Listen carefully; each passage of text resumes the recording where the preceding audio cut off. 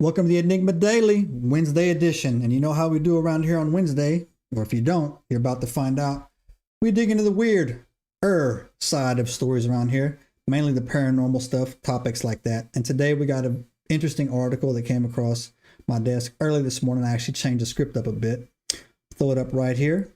And as always, the link of this description will be in the description of the video. Sorry, the link to this article will be in the description of the video.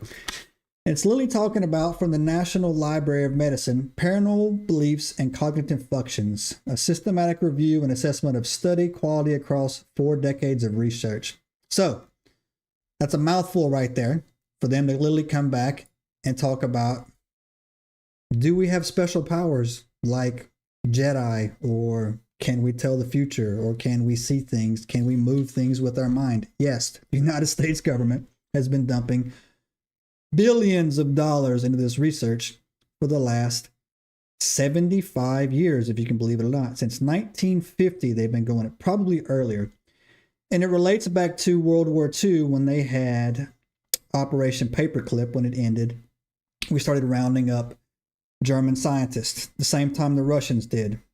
Actually, I think it was a coordinated effort to, maintain the deception of, left versus right. We gave them some scientists, they gave us some scientists, but couple of scientists we grabbed were in a cult called the Thule Society.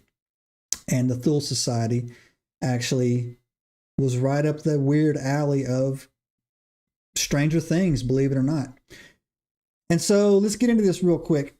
To give you the background on it, man, is that the organization like the Society for Physical Research, founded in 1882, that's what they're piggybacking this off of, studied human experiences beyond conventional explanation. Paranormal, weird stuff. Individuals that had the ability to do things that normal individuals couldn't, in layman's terms. Now, this study was actually carried on for several years in secret, and then, like I said, around 1940s, 1950s time frame, the U.S. took firm hold of it and went after it. And one of the things they were trying to do was create psychic spies. But when they were trying to create psychic spies, they actually stumbled across other people who could do other things, right?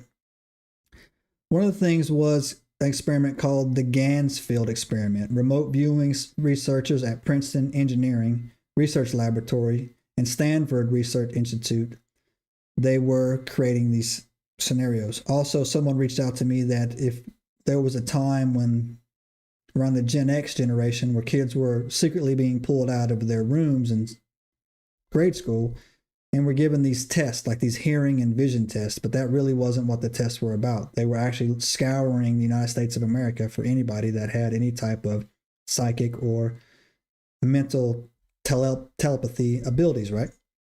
Now, one of the things that I found interesting about this article is that this article goes on and explains the science of it, what they're doing, why they're doing it. But a massive wave of information has been dumped on the internet over the last 8 months. Article that I originally wanted to use, I couldn't use because it was behind a paywall, and there was copyright reasons why I couldn't, paste it into the video and share it. It worked. They found people. The United States of America does have a psychic spy division. They do have a remote viewing division within the CIA. And to this day, they continue to still push in millions and billions of dollars into this research, right?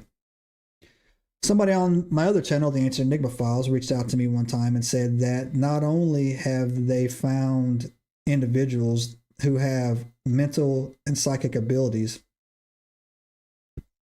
that normal people don't, they actually have rolled them into the super soldier program. And this is going to sound crazy, but they've trying to create X-Men. They're literally trying to create a team of people who have these crazy abilities and use them as weapons. That, the second part of that doesn't sound that strange, because every time the United States of America comes across something, the first thing we ask is if we can turn it into a weapon. Hence the Dogman sightings that are just exploding across the globe right now.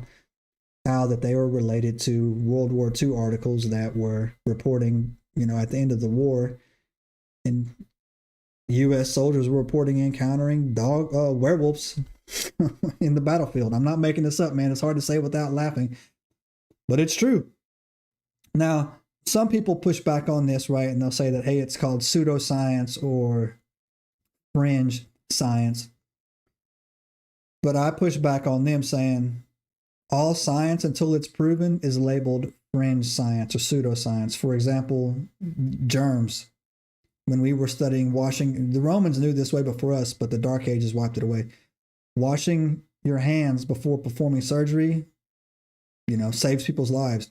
A lot of the casualties, deaths during the Civil War were not due to gunshots. They were due to infection. And one of the reasons why is because the doctors that were performing the surgeries would just use the same tools over and over and over and over again and not keep them clean. And they would just cut people's, you got shot in the arm, they cut your arm off. You got shot in the leg, they just cut your leg off because they didn't want that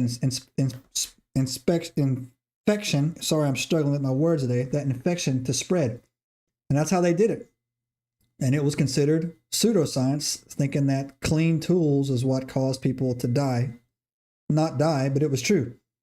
Same thing with, penicillin and things like that back in the day when all this was coming around. The Romans knew this. That's why Roman soldiers who were wounded on the battlefield and became amputees had an extremely, extremely high survival rate compared to the ones who got amputated during the Civil War or who were shot, had an extremely high mortality rate. Clean hands, that simple. Same thing goes into this. They call it pseudoscience and they call it, fringe science because it's not adopted into mainstream media or mainstream science. And if you've been around paying any amount of attention to what's happening lately over the last couple of years, anything mainstream is a lie, total lie, a whole lie. It's all Rockefeller based. I don't want to go down that path today because we're talking about paranormal stuff and not, confirmed conspiracy theories. However, that's a thing. You can't go onto a college campus without seeing a Rockefeller dedication anywhere because he was the king at monopolizing. And he's, I would think highly responsible for the current state of the United States of America. Why they spray chemicals in the sky to keep you sick is so that you'll use his medicine. He's funding the problem and providing the temporary solution. America hasn't cured a disease, and I can't even remember when, but they'll got medications that make it, as long as you keep going every month to get it, you'll be fine. So this is making a comeback. I think it's very fascinating. Also, I think it has to do with a lot of the people talking about the thinning of the veil or how the earth is rising to a vibration, how we're achieving a higher state. We're unlocking more potential into our brain. I do not think that we were created to be these simple-minded, calcified pineal glands that are in our head. I do think that we are much, much more greater than what we are currently, the state that we're currently in. And that's how we were originally created. That's why before the flood, we were living thousands of years. And after the flood, max 120. And we don't even get that anymore. Most people only get to the 70s, 80s. And even then, I call them bedpan years because you're so broken down because of the food they feed us is all poisoning, right? So, very interesting. Very interesting. And they're researching it. And I think they've proven it because why else would they continue to pour money into these things to do it? Who knows? Very interesting thought. I want to share it with you guys. Get in the comments. Let me know what you guys think. Can science prove the paranormal? Or do you need any more proof, Or have you got short stories to share with us? If you do, leave those in the comments as well. So, if you're just now finding us, we're the Enigma Daily. We are the sister channel of the Ancient Enigma Files. And our format is going live Monday through Friday, most of the time at noon. Not a little bit of pre-recording in there. But we talk about current events like this. We are looking to streamline this channel, so we're looking for feedback. So, give us a thumbs up if you liked it. If not, give us a thumbs down. But if you give us a thumbs down, please let me know in the description of the video. No feelings will be hurt. Let me know what we can improve on and what we can do better. Also, we're trying to grow this channel quickly as possible. So if you could give us a subscribe, it costs you nothing, but it helps this channel out in ways you don't even know. It expands our reach greatly. So if you're interested in our long form content, go back to the landing page. You'll see the Ancient Enigma Files there as a premier channel. Click on that, go over there, give it a follow, and enjoy our long form work with interviews and researches like that. So you guys, thanks for tuning in today. And tomorrow, what's on the table? Tomorrow, we're digging more ancient mysteries and lost civilizations. Until then, guys, we will see you later. Subscribe now and turn on the notifications to join us on this extraordinary journey into the unknown.